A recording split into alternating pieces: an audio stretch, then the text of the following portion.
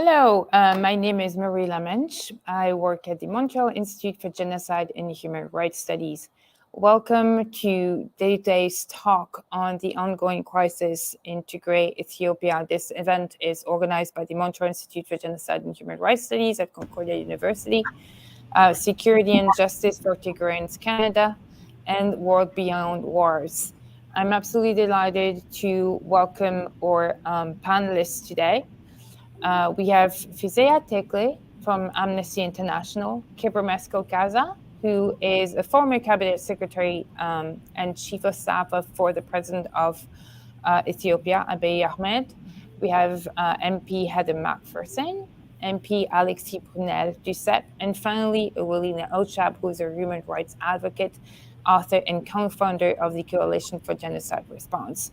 I'm also delighted to welcome today Fisseha Michael, who is a member of the Security and Justice for Tigrayans Canada, who will say a few words of welcome as well.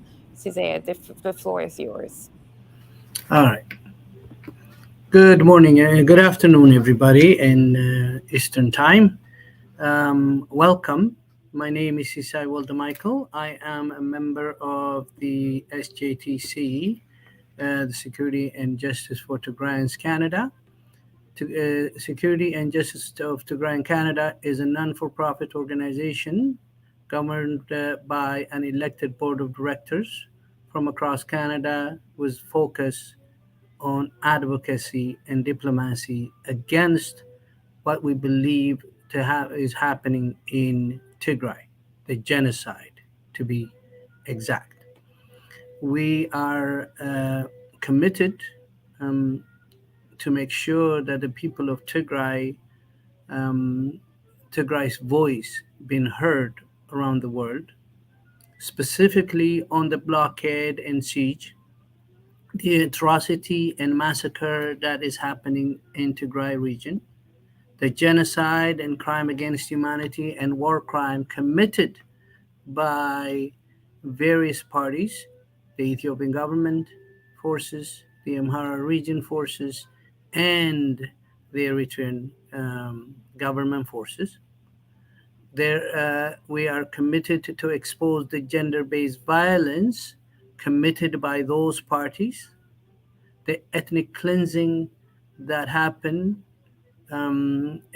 We have extensive report by Amnesty International and Human Rights Watch that was reported on April 6, 2022 on crime against humanity and ethnic cleansing in Ethiopia's Western Tigray region zone. You can read that for your reference. And the internal and external displacement. We are Canadian citizens who are voices for the voiceless. And we thank you for having this opportunity. Thank you very much. So first, the way this is going to go, we're going to let each speaker say something for 2 minutes, and then we'll go on to question period. Fisseha, since you work for Amnesty, perhaps you can tell us a little bit about the report that just came out by Amnesty International and Human Rights Watch. The floor is yours. Thank you, Mari. Yes, my name is Fisseha Tekle, and I work for Amnesty International, covering the Horn of Africa regions, and it's almost my 7 years working on this as a researcher. So, since the conflict has started, we have been documenting human rights violations. Maybe it's better to call them atrocities committed by all sides in the conflict. But I mean, it is a very difficult task to do this, because this conflict is being fought under the darkness of information blackouts, and so our work has been a bit extremely difficult. But so the latest report which we published on 6th of April this year, almost before 2 months, was about ethnic cleansing, the campaign of ethnic cleansing in Western Tigray, an area which was being contested between the Amhara region and also the Tigray region for historical and other reasons. But in this area, what we have documented is that since the onset of the conflict, there has been a series of actions that has forced the Tigrayan community residents of the zone to leave through campaigns of terror and violence. So that's why we call it ethnic cleansing. And actually, what happened in Western Tigray since the conflict has started is a textbook example of ethnic cleansing. What we saw is that in many times, mainly the Amhara forces and also the Amhara interim government established and controlling the area pushed out the Tigrayans through violent means. They committed mass extrajudicial executions. They forced. They detained thousands of Tigrayans in formal and informal detention places.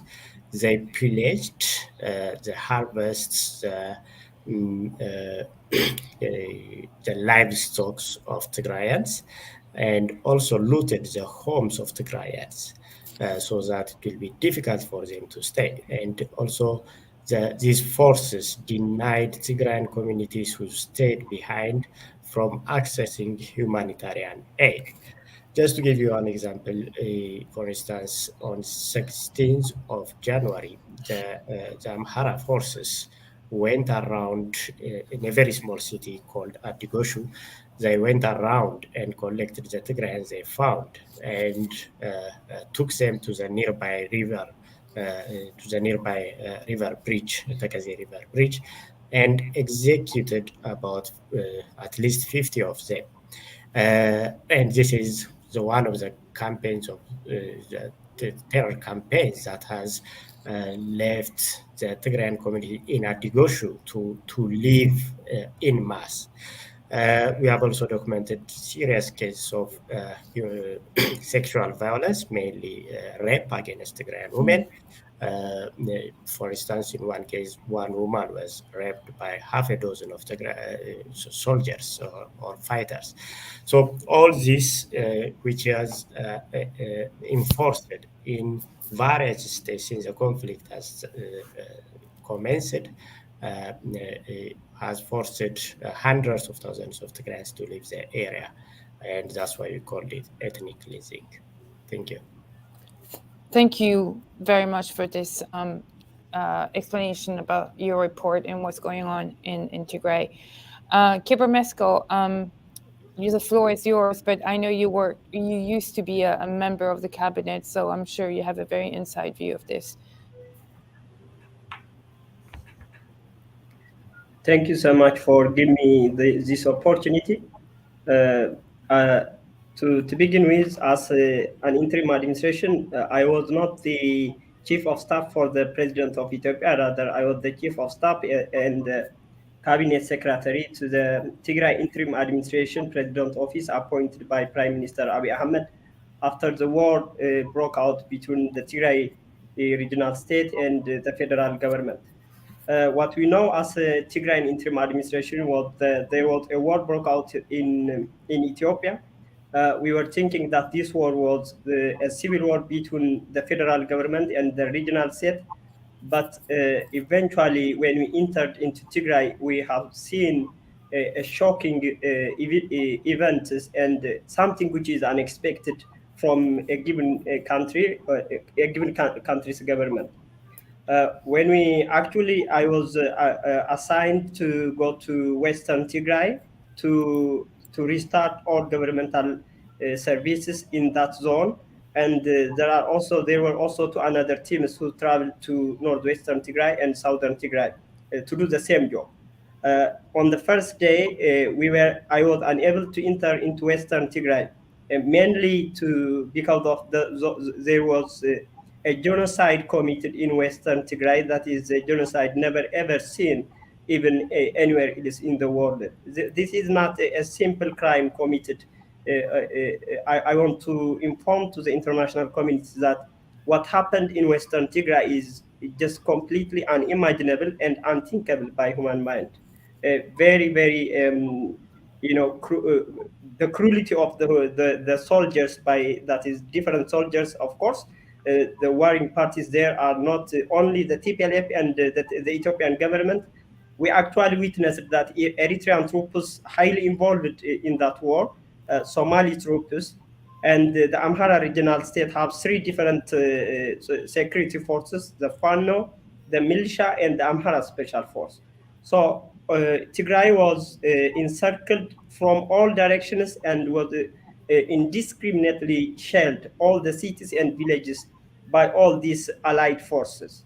So this is not simple war between TPLF and the Ethiopian government. This is a war between between the Tigrayan forces and the Eritrean forces, and the Somali troops were also there, and the Amhara regional state.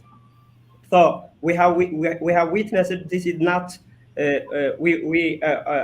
actually, as an interim administration, we were thinking that that was a law enforcement operation happening in Tigray. But immediately after we entered into Tigray, we have seen Eritrean troops looting every essential materials that are found in the cities and in the villages, and they also indiscriminately destroyed the public and private infrastructures that are found in Tigray. So we realized that the major objective of this war was destroying the development of Tigray and the people of Tigray, because everyone which was found on the cities and villages were killed. A good example is the Western Tigray, and I have witnessed by my eyes in northwestern Tigray that hundreds of youngsters were killed. And I was also in Aksum. I was the one who managed the Aksum massacre, and only within 3 days, more than 1,000 youngsters were killed, civilian youngsters. And I saw also the corpses eaten by hyenas and dogs, and the families were not allowed to collect those corpses, their beloved ones, even to perform the formal burial ceremonies. So they were not allowed to do that. So what happening in Tigray is that it's not a simple war or a civil war. This is a war, a genocidal war against the people of Tigray, and which is conducted by the government, which I have supported it. I was a member of the Prosperity Party until I left Ethiopia. I flee Ethiopia. So I have witnessed a genocide in my eyes in Tigray, and I have also on that time I informed to the BBC News and the Voice of America that genocide, possibly that undermines the Rwandan genocide, has been committed in Tigray. Yeah, just I said this at the cost of my life when I was in my position, because there was no hope from the Ethiopian government to stop the genocide in that place. One good example is when I arrived in Aksum after 1 day of the massacre, and I tried to manage that one, though it is not my responsibility to negotiate with neighboring forces, because the city was completely under the Eritrean troops.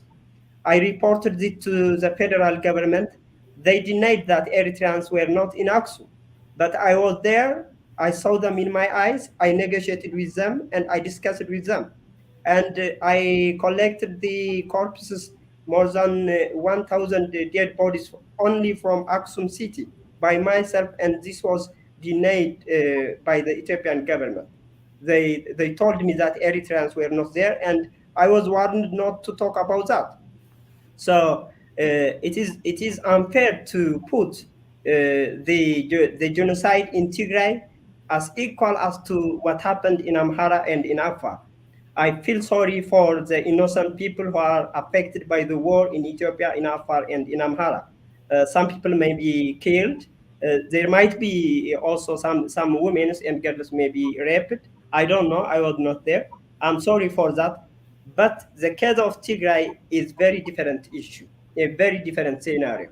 This is a people under siege by different countries. Even countries like United Arab Emirates and Turkey are involved on the genocide of Tigray. And it has to be differentiated what is going on in Tigray and what is going on in Amhara and Afar.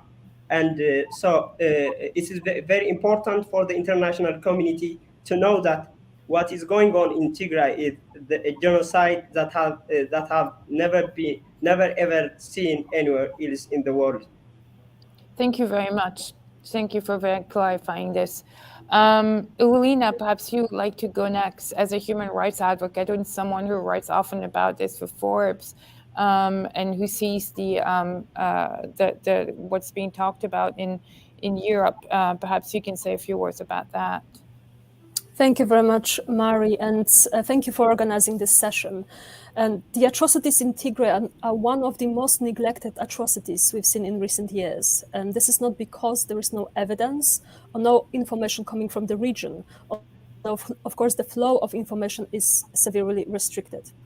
Only a few days after the start of the conflict on November the 9th, 2020, evidence of mass killings of several hundreds of people in Western Tigray began to emerge, and subsequent weeks have seen reports of thousands killed, including civilians, and thousands fleeing to Sudan. In December 2020, the UN informed about violations of international humanitarian law and human rights law, including the deliberate targeting of civilians, extrajudicial killings, and widespread lootings. And over the subsequent years, we also have seen evidence of the use of rape as a weapon of war and deliberate use of starvation and much more. But of course, over the last 2 years, over 2 years, as we see atrocity crimes happening in Tigray, we need to remember that, of course, the atrocities did not just happen. And it did not start there. It did not start with mass atrocities, and it will not end there. Months before the atrocities, human rights organizations were sounding the alarm of atrocities to come. At the end of August 2020, organizations such as Genocide Watch issued a genocide warning for Ethiopia due to the government's inaction to stop ethnically motivated violence. In October 2020, again, just before the war, Simon Scott Center for the Prevention of Genocide at the U.S. Holocaust Memorial Museum warned about the high risk of further atrocities, and stating that the multiple conflicts currently rolling in Ethiopia and the willingness of antagonists to use violence against civilian populations indicates a risk of further atrocities. And of course, while the information of atrocities is coming out of the region right now, or some of the information is coming out of the region, we need to remember as well that a lot of the information is being blocked, and that's due to internet and mobile data blockages. And ultimately, it prevents information, vital information about human rights abuses not reaching the outside world. And the situation may start changing now that the UN Commission of Inquiry for Ethiopia has been established. And of course, we know that there are already 3 commissioners that were appointed for this commission. But ultimately, the road towards change, including towards justice and accountability, is a very long one. And the evidence of the atrocities perpetrated in Tigray has to be collected as soon as possible to ensure some kind of justice in the future. And of course, I will be happy to answer any questions. Thank you very much, Ewelina. I mean, one of the reasons we all wanted to organize this session today is also to have a Canadian view to see what Canada can do. So it's my pleasure to also host Heather McPherson and Alexis Brunelle-Duceppe today, because they will bring, I know they pay a lot of attention to what's going on in the world. So perhaps, Heather, you can start with a few words about the situation in Tigray and what Canada has done. Absolutely. Thank you for having me. Good afternoon, everyone. Thank you for inviting me to speak today. I'd like to thank the Montreal Institute for Genocide and Human Rights at Concordia University for hosting this important event. The need for us to be having these dialogues and to be raising this issue is so important and so pressing. I'm the New Democratic Party foreign affairs critic and international development critic, and have been working with members of the Tigrayan community for some time, trying to raise awareness on what is happening in Tigray. There is much that the government of Canada can do, and I'm happy to go through some of that as we go through today's session. I will just say that I have met with members of the community who have raised these issues. We have brought this forward at the committee level, so at the Foreign Affairs Committee, and I also sit on the International Human Rights Subcommittee. So both of those committees have determined to undertake a study. There is work that still needs to be done within those committees to make those reports come back to Parliament, and so we will continue to push to have that happen. And I also just want to highlight too that I have spoken to many individuals about what is happening in Tigray and the definition of genocide. And one of the ones for me that was the most startling, or not startling is the wrong word, but very, very compelling, certainly, is when I asked for a meeting with Romeo Dallaire to talk to him about what is happening in Tigray, and to take his expertise of what he learned in Rwanda and make sure that we are applying that. And so for me, hearing from him about the weaponization of children, some of these very clear indications that are happening in the Tigrayan region, was compelling. Listening to the experts today share more information with us, I have to say that we are seeing from our government, there needs to be more attention on what is happening in Tigray, and of course nobody thinks that there shouldn't be a lot of attention being paid to conflicts in other areas of the world, but I think it's clear that the world's focus has shifted to Eastern Europe, to Ukraine, to the detriment of what is happening in Tigray and other areas around the world. We can't help but feel that this is not just unjust but racist. The WHO Director General himself, who is an ethnic Tigrayan based in Geneva, said at a press conference on April 13th that he needs to, and I quote, "I need to be blunt and honest that the world is not treating the human race the same way. Some are more equal than others." This is devastating. This is something that we need to be looking at. We are seeing very clear proof of gender-based violence, very clear proof of imposed food insecurity and famine. We are seeing very clear indications of atrocities, human atrocities, and war crimes being committed. So there's many things the Canadian government can do, and I can talk a little bit further about this. But certainly, we should be supporting any ICC investigations. We should be ensuring that there are resources available to document and record the atrocities that are being committed. We need to demand that there is unimpeded humanitarian food access to Tigray. We know that has not been happening, despite what the Ethiopian government has been saying. Health centers need access to medication and equipment, especially that equipment that was destroyed. We know that women and children have suffered extensive sexual and gender-based violence, and they will require medical services. The Canadian government has to continue to work on immigration to help those who are fleeing violence, and we should be having an inclusive national dialogue with all groups necessary to find a way to peace for the Tigrayan people. I'll stop there, but I look forward to having this discussion and more conversation. Thank you very much, Heather. We know we can count on you to always pay attention to these urgent human rights issues. Last but not least, Alexis Brunelle-Duceppe, merci beaucoup d'être ici aujourd'hui. C'est à vous si vous voulez parler un peu de ce sujet-là. Merci beaucoup, merci beaucoup.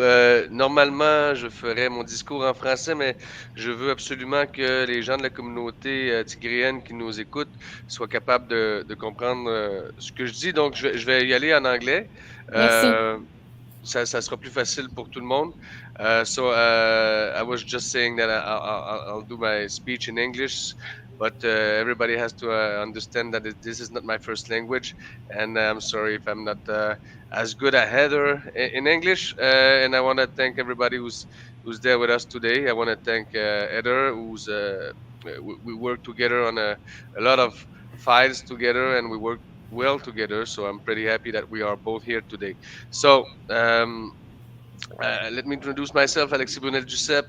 I'm the spokesperson for the Bloc Quebecois for immigration and human rights. So that's why I'm here today, and we had a lot of meeting with the Tigrayan community, the Bloc Quebecois. Even my leader participate in one of those meetings. So I'm pretty proud of the advocacy that the Bloc Quebecois is doing right now on the Tigrayan genocide that is happening right now. So that was my introduction. I will do a little speech, and then we have a period of questions. So I'll invite you to ask those questions. So first of all, it is an honor to be with you. I well remembered meeting the protester on Parliament Hill last fall. So these people had come to demonstrate one thing only: that we put an end to the horrors that were taking place and are still taking place in Tigray as we speak today, right now. So persecutions, physical assault, gang rapes, looting, execution, these widespread attacks against the Tigrayan civilian population are crimes against humanity. These are war crimes. And far from microphones and camera, the war drags on. And far, far, far away from the war, Canada is still silent. So when a genocide is taking place before our eyes, we have a duty to act. We have a responsibility as parliamentarians, but above all, all that as human beings, to do everything in our power to ensure respect for human rights. So in the face of genocide, inaction is not an option. The government of Canada must do more. Words are often not enough, but I'll tell you again, I stand in solidarity with you. I do not claim to have the key to resolve the conflict, but it is obvious to me that to push Canada to act, it is the Canadian public that we must be mobilized first. So the experience we had, and Heather can tell you about it, the experience we had with the Uyghurs and Ukraine, for example, and I specifies that these are two different conflicts, not related to what is happening in Tigray, is that informing the citizens, even if it is a long term, that this is how we manage to have their sympathy. And I did tell that to the community, the Tigrayan community, when we had those meetings. Sometimes it is complex, it is long. For example, what happening it happening in Xinjiang is the most obvious example. But we still managed to thwart Beijing's Olympics plan, which had to deal with the diplomatic boycotts and refrain from perpetrating a genocide. I think it is the result that is incomplete, yes, but which was unthinkable when we decided to embark on this path 2 years ago. Edo and I are no longer allowed to go to China anymore. So this is, and not to Russia either. So for Ukraine, we see that the very strong ties between the diaspora in Canada and of course the extraordinary courage of the Ukrainian in the face of the Russians, skillfully reported by social media, have borne fruit. But the Canadian public, those are example. This is my point. The Canadian public has mobilized in an astonishing way in these two cases. I believe that by finding our right media window and be hammering that what is happening in Tigray is horrible, is genocide, is crime against humanity, then we will manage to move the needle. But I'll let you ask those questions. But I think we have to mobilize Canadian public, and this is how we're gonna put that in the media window right now. Thank you so much.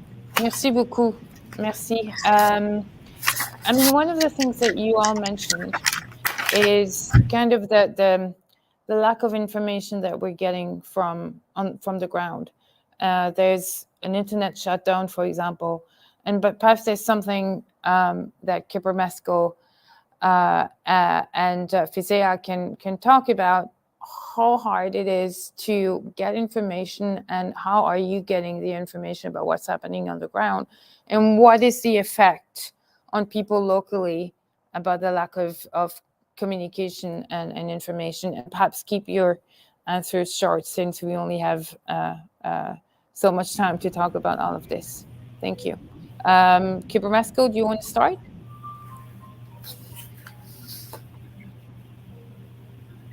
Okay, thank you. The impact of information blockade in this situation is very clear. It is just, I can express it in one word, that is just a catastrophic. When I was the chief of staff in a position of supervising all the operational workers in Tigray for the last 8 months, actually I am the first official who entered into Tigray after the war and the last to evacuate from Tigray when the Tigray Defense Forces recaptured Mekelle. And I know the impact of information, the impact of blocking information. We were in a series of lack of communication between the zonal administration and the regional government cabinet. So this time, blocking communication in Tigray means just allowing thousands of people to die every day. We don't know when we were in Mekelle, there were 960,000 internally displaced people from Western Tigray and from areas bordering Eritrea, and we don't know what they need. And there was a clear blockage of communication, and this means that the government is deciding all these people to wipe out from the land of Tigray, as the special envoy to the European Union expressed it last year. So the international community has to know this, that this time, as it's expressed before, this is a genocide out of a microphone, out of the camera, and this is ultimately it is a strategic, and the government is ultimately doing this to hide the crimes that are happening in Tigray. Thank you very much. Fisseha, do you want to go next? Yes. Yes. Sorry. Go ahead. Okay. Sorry. Sorry for the confusion. I hope I'm the right person to be called. Yes, absolutely. Okay. So, as I said earlier, this war is also fought in terms of disinformation and misinformation. And one tactic or strategy of this misinformation and disinformation is the closure of communication and access to the region. So that's part of the war. So the war is fought not only on the ground, but also on the information space. So since the beginning, there was internet shutdown, mobile communication shutdown, and physical access restriction to the region. So this has denied the people who are living in Tigray their basic right to have access to information and to impart information. And as Gebremeskel has said, the purpose is clear. It's about denying, it's about controlling what information will come out from this war region, or a region which is affected by serious human rights violations. So the purpose of this information blackout is to control the flow of information, mainly evidence of human rights violation. And this has made our work very difficult. If you, the latest report which we did,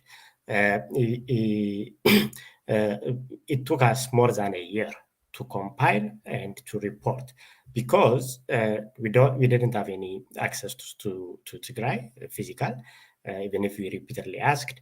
But also communication was very scant when there was some communication even. So we had to use the period from March to June to intensively collect anything which we have to find, because it was not predictable whether the communication is going to stay or not. So that was only in main towns only, in Shire, and in some cases Adwa and Mekelle. In other places, there was no proper communication, no mobile communication. And this is also affecting the humanitarian situation in Tigray. Now, Tigray is under siege, not only physically, but also in terms of information. access to communication. And this has complicated humanitarian operators' action on the ground, because they don't know where the displaced people are, what is their need, their situation, their update.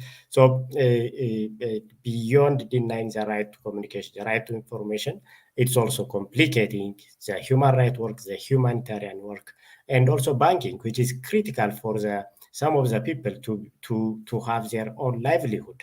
Because of lack of access to banking services now, those middle-class people are still waiting for handout.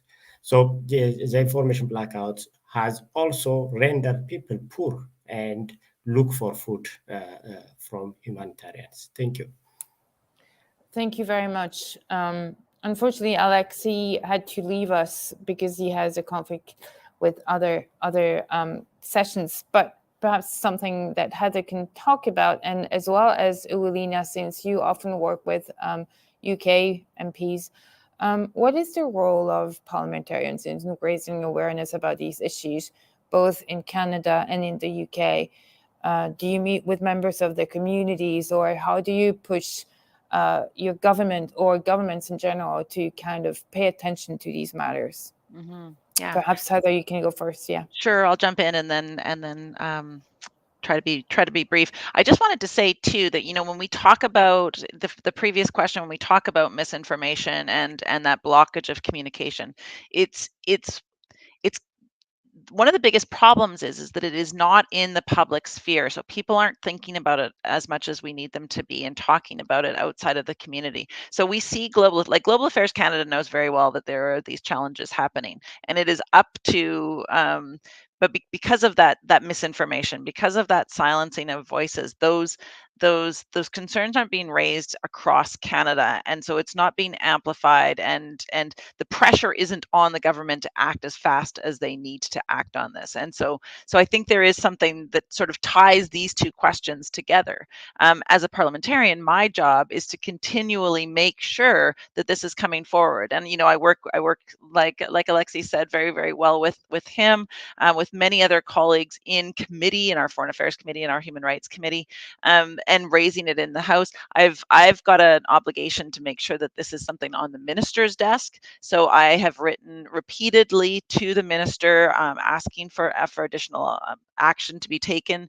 And I think there's also something to be said about tying what is happening in Tigray into this global you know, the global assault on human rights, the global assault on people's individual rights as well. So that we are saying, you know, you can't look at what's happening in Ukraine and not be looking at what's happening in Tigray. You can't look at a food security issue that's happening in Lebanon and not be seeing how that will impact those in Tigray. So I think there is a way that we can all tie that together too. But as a parliamentarian, my role is to make sure that the minister, that Global Affairs Canada, that other members of the Foreign Affairs Committee and the Human Rights Committee do not forget that there is a genocide happening in Tigray, that we need to act on it, and we have an obligation to do that. Thank you very much. Ewelina, do you want to go next?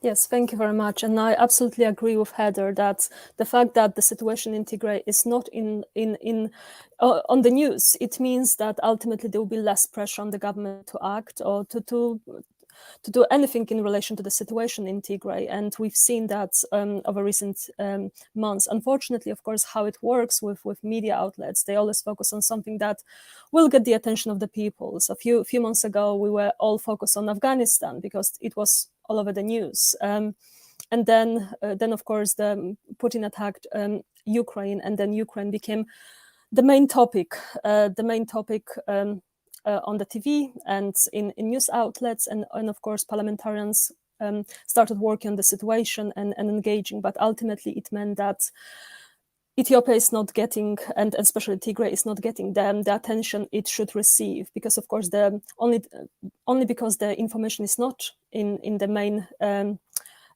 news, it doesn't mean that the situation is improving. It just means that we just don't receive this information on a regular basis, and this is a big problem, and it prevents us from engaging parliamentarians and governments in the same way. It is definitely a big problem, because ultimately parliamentarians and governments have limited attention in terms of how long they are going to focus on a certain topic and what they are going to do about it. So of course, not having this information coming to the public and then public engaging politicians on the topic is a big problem.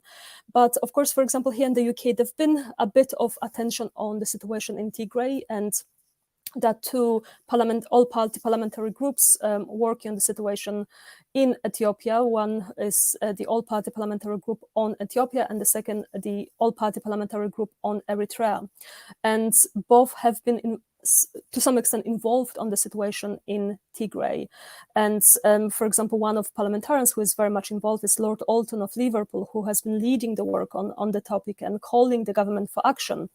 And in response to some of the recent calls and pressures put by Lord Alton, the government promised that it will conduct an assessment of the situation in Tigray. And this is a kind of assessment that the government is supposed to be doing on a regular basis of conflict and instability. So of course, this assessment should have been done back in early 2020.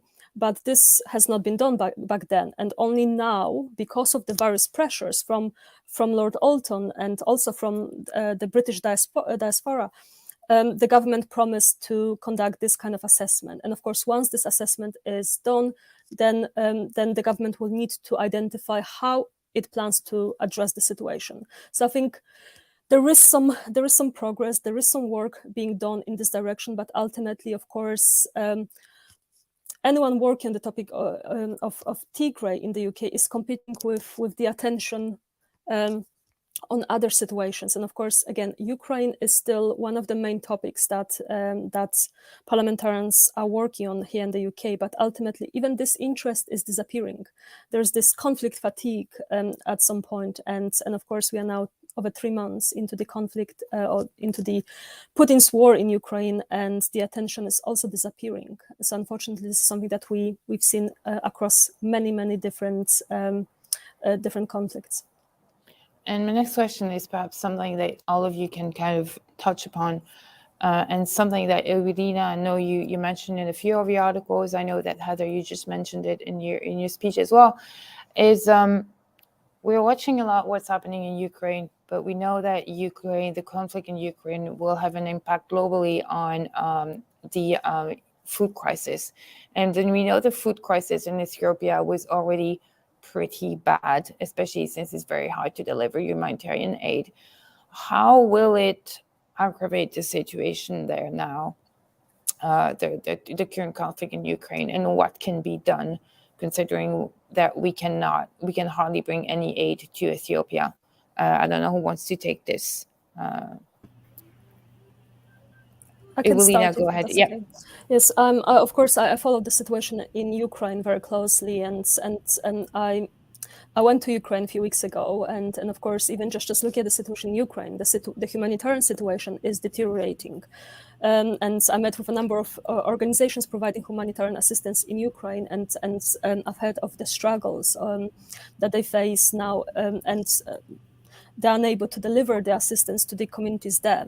But ultimately, as you rightfully said, the situation in Ukraine affects different parts of the world as well, and including parts of Africa and Ethiopia specifically. And according to a recent report by Oxfam and Save the Children, more than 23 million people are experiencing extreme hunger in Ethiopia, Somalia, and Kenya, and that's up from over 10 million last year. And of course, in the region, we've seen the worst drought in 40 years. And again, this is being exacerbated by conflict and the pandemic as well. And the war in Ukraine sent food prices soaring to record levels. And because of Putin's invasion of Ukraine, it disrupted shipments from countries which supply 90% of wheat in various parts of Africa, and especially in East Africa. And then, of course, this sent prices again soaring. In certain parts up to 20%, but also the prices of cooking oil again doubled because of Putin's war.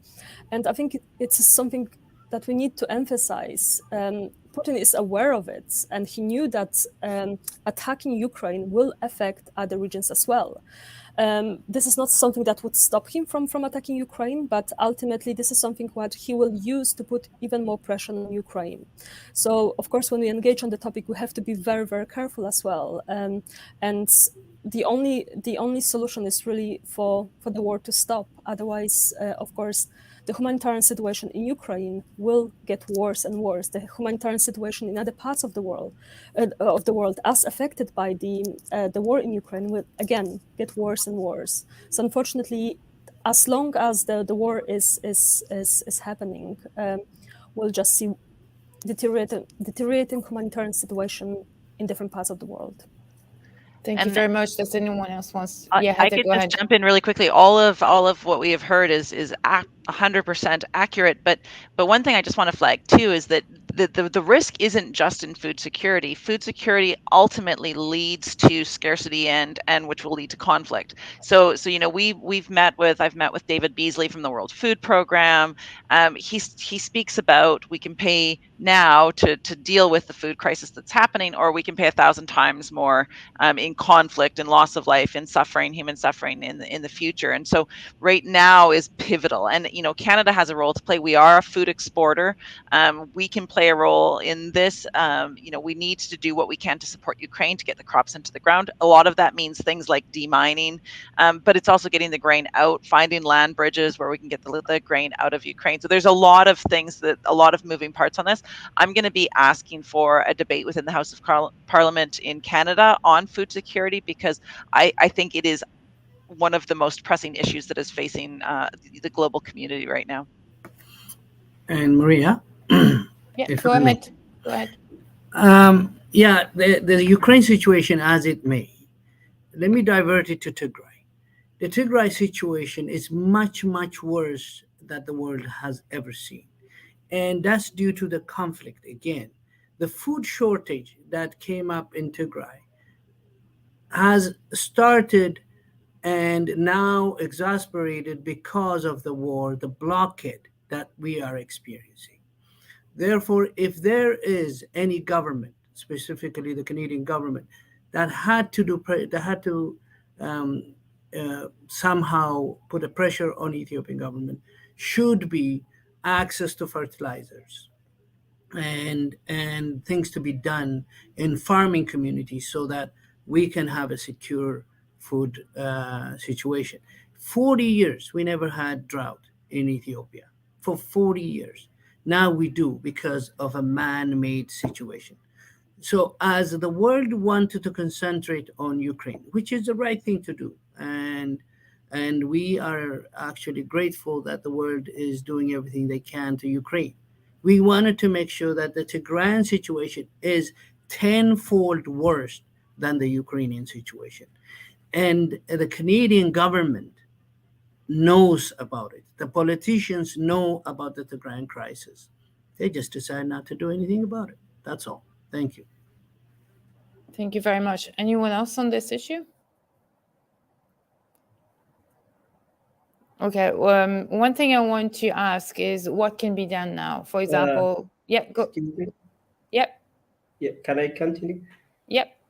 So on the food security issue, it's very important to know that when we left Tigray as an interim administration on last June, there were 2.2 million people internally displaced, a total of 2.2 million people in Tigray. You can imagine, and about 4.5 million people were they were in urgent need for food and medicine, and there were about 1,553 gang raped and raped women and girls only in Mekelle Aider Hospital.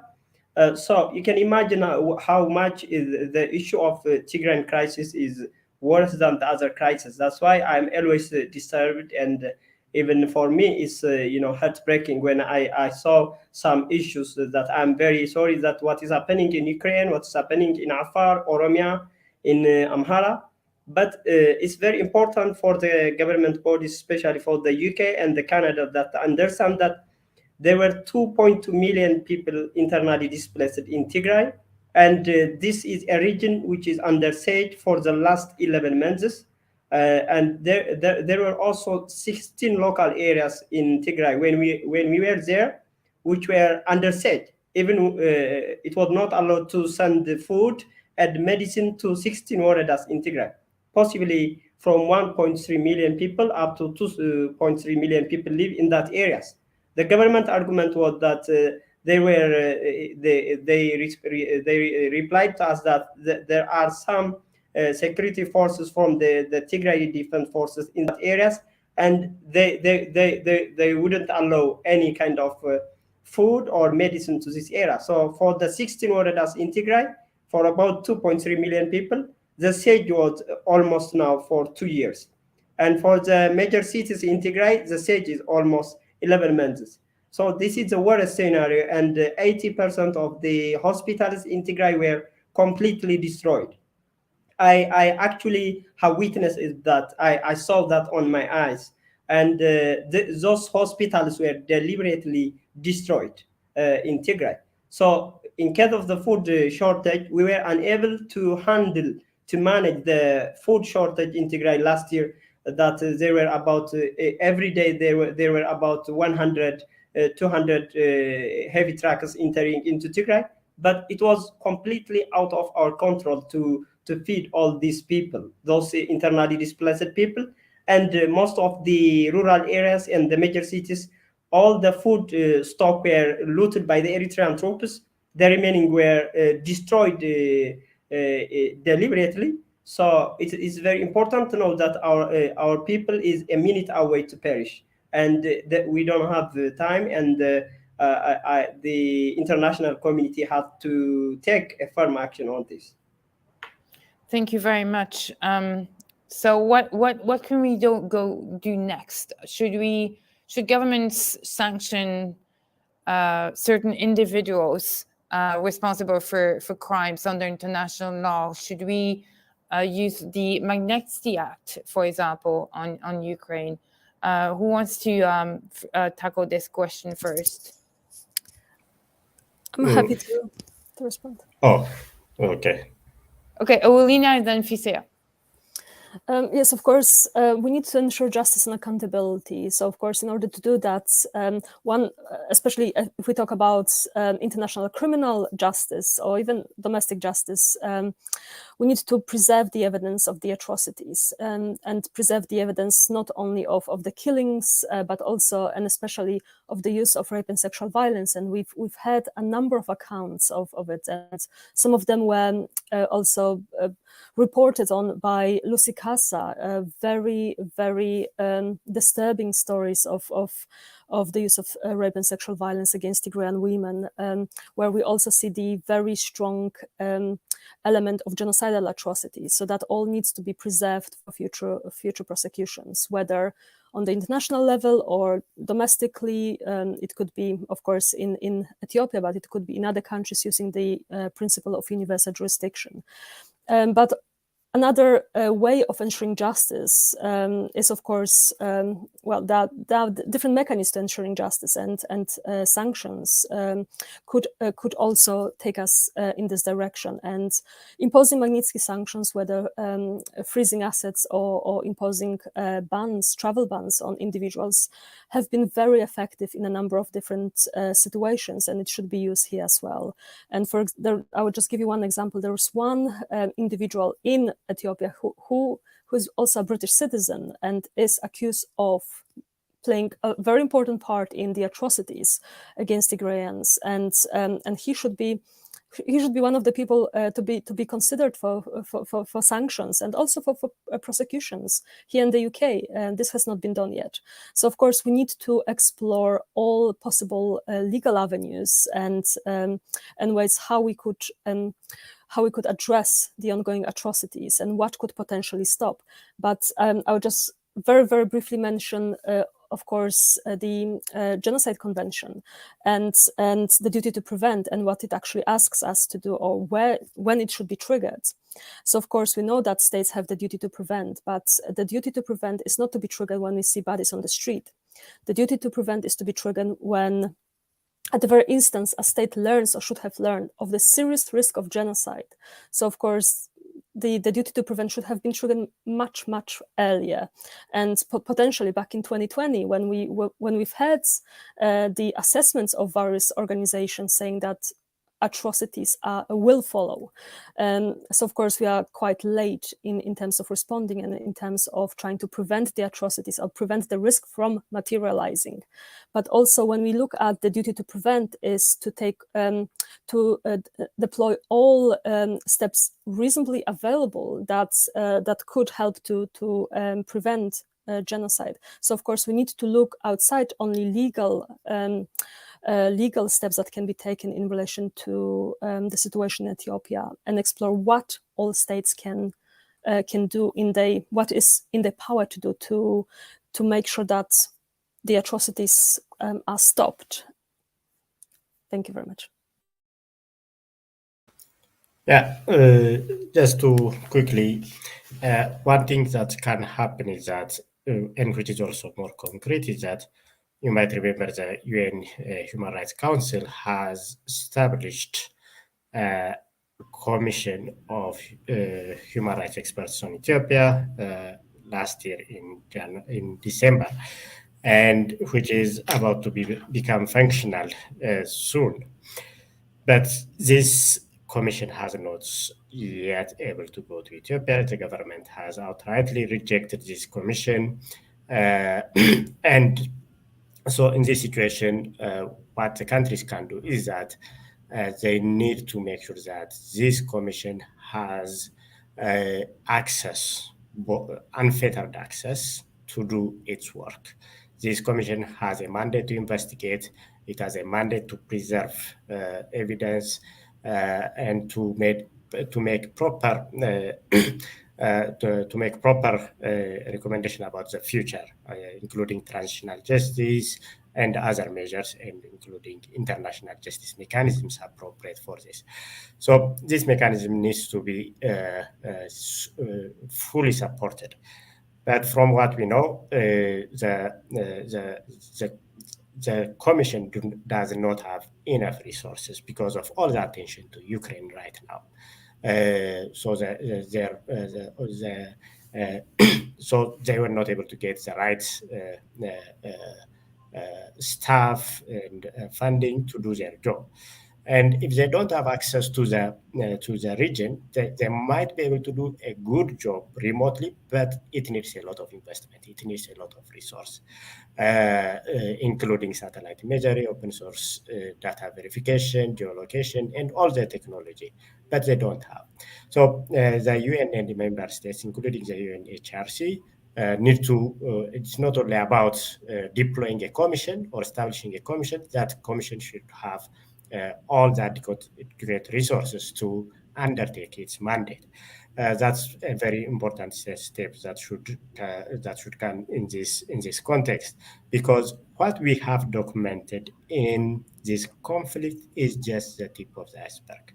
What we have reported and what we know is just a drop in the sea to what actually has happened. And that can only come out if this independent mechanism has access to the region or is well equipped to do its job, even remotely. Thank you. Thank you very much. And perhaps this can serve as a final statement. If you had one recommendation for our viewers or for the Canadian government, for MP, or what can viewers can do to kind of put pressure on their governments and MPs, what would it be? Perhaps we'll start with Heather, because I know you have to go soon. Thank you so much, and I want to just take a moment really quickly before I leave to just say how effective the Tigrayan community has been reaching out to members of parliament. And, you know, I think the effort that they've put in, I have heard from many members of the community, they've provided me with resources, they've provided me with reading, so kept me informed, which has been really fantastic. The House will rise in the next several weeks. We have 17 days left of this session, and so it's during the summertime that we will also need that pressure be put on the government, that the pressure put on global affairs, on the Minister Joly can be taking action during the summer, even when Parliament isn't sitting. So I think that's another pressing issue that we do. And let's tie the things together that we need to move on. We need to be looking at sanctions in Ethiopia, and we need to be looking at food security in the Tigrayan region, access, media. All of these pieces need to be talked about and brought together. So we can do what we can within the committee for the foreseeable future, but like I said, 17 days left means that the pressure has to be put on the government itself over the next little bit. And Fisseha, I have a very few things to say. One of the things that we need to do is we have to call it for what it is. It's a genocide. The Canadian government has to pronounce it as genocide. The British government has to pronounce it as genocide. So that has to happen. And the next thing to do is to sponsor, to file an indictment on ICC for those international laws that has been breached. Those are the things that we need to concentrate while the Canadian and British government put in more sanctions to those who are responsible for the genocide, the crime against humanity, and all the things that we spoke about. Thank you. Thank you. Gebremeskel, do you want to go next? And then we'll go to Fisseha and Ewelina last.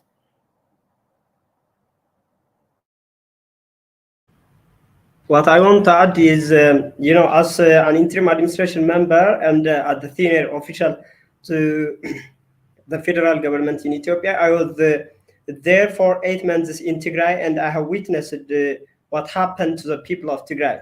That's why I was fighting by costing my life, even if when I was there in my position in Tigray. So what's happening in Tigray is just if people are killed by bullet, that is just considered as the luckiest one.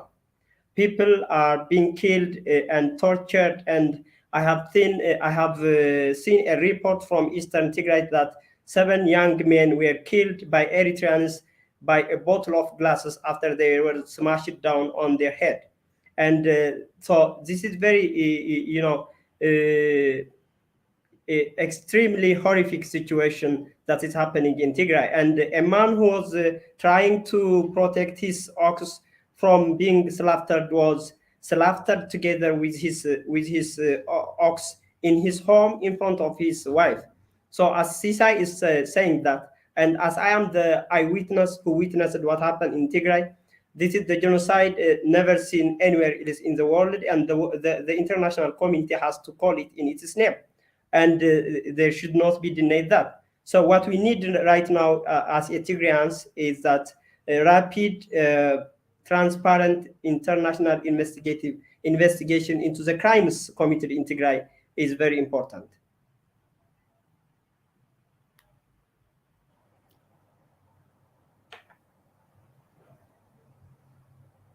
May I come in? Go ahead.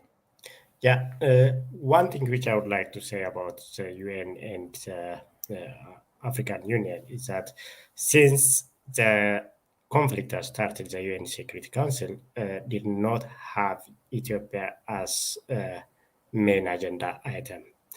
And this is unprecedented. This war is extremely atrocious. There are so many bad stories coming out, even within this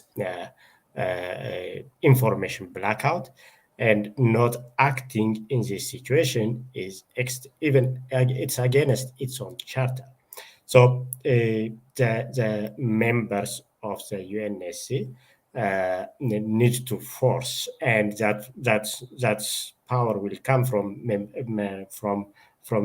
parliaments, from the Ministry of Foreign Affairs officials.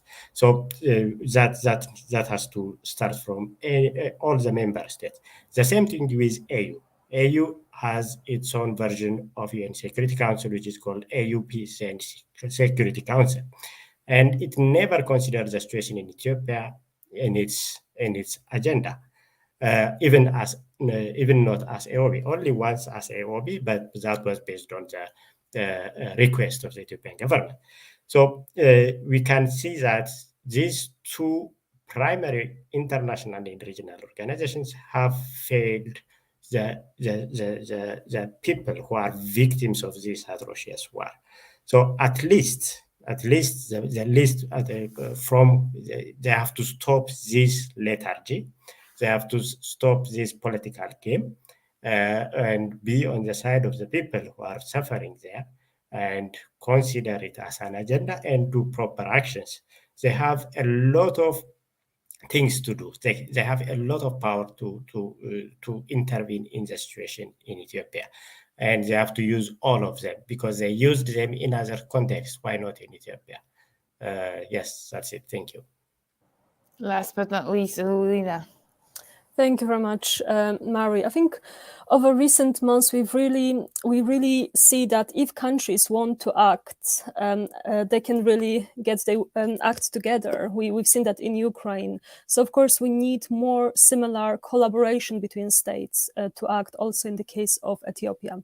And of course, over the next months, we'll see the Commission of Inquiry on Ethiopia producing reports about the situation and making recommendations to states and to various international actors what to do. And we need we need states to act upon those recommendations. Those recommendations should not be only on the paper. They have to be implemented fully.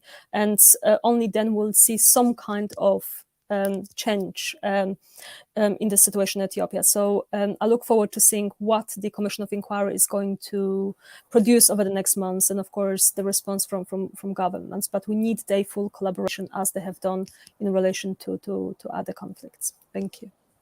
Thank you very much. Thank you to all our speakers today, and thank you to our partners for being here and for helping us organize this event. Thank you everyone for watching. This video will remain on YouTube. It will remain on our YouTube channel, and we'll also have an audio version. And you can subscribe to a podcast, which is called Human Rights Talks. So don't hesitate to subscribe, and don't hesitate also to subscribe to your newsletter. Thank you again for being here, and thank you to all our speakers.